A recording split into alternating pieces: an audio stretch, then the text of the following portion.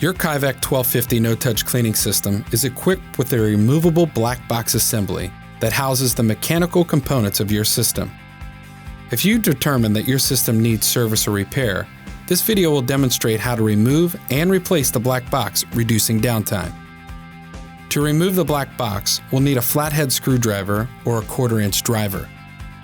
Before we remove the system's black box, we'll need to empty the fresh water tank as well as the vacuum tank.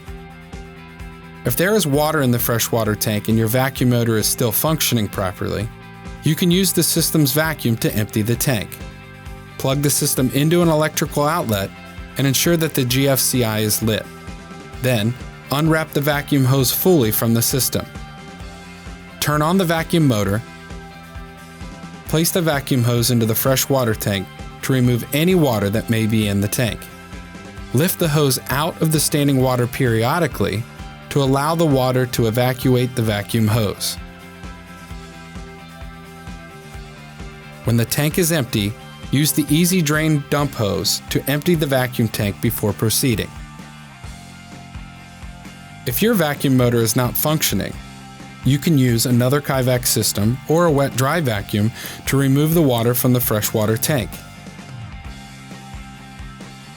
If this is not an option, place towels beneath the system to catch water that will drain from the tank when the intake and return hoses are disconnected in later steps. It's recommended that you perform these steps in an area with adequate drainage, especially if there is standing water in the freshwater tank.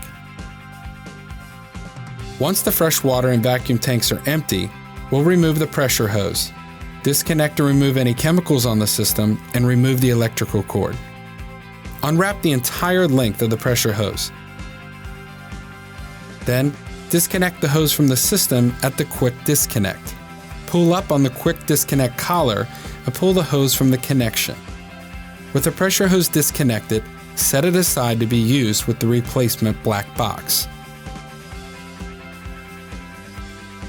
Next, remove the chemical cap from the chemical bottle and set the chemical aside. Then, unwrap the electrical cord from the system. Unplug it from the black box and set it aside. Finally, disconnect the vacuum intake from the elbow on the top of the system. To remove the black box, we'll need to lay it on its back. Grab the system's push handle and place your foot up against the back wheel to keep the system from rolling. Then tip the unit backwards and lay it on the floor.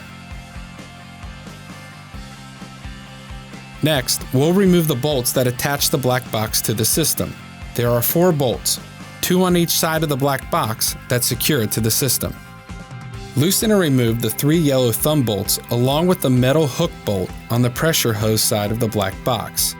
Set the bolts aside to use when we attach the replacement black box.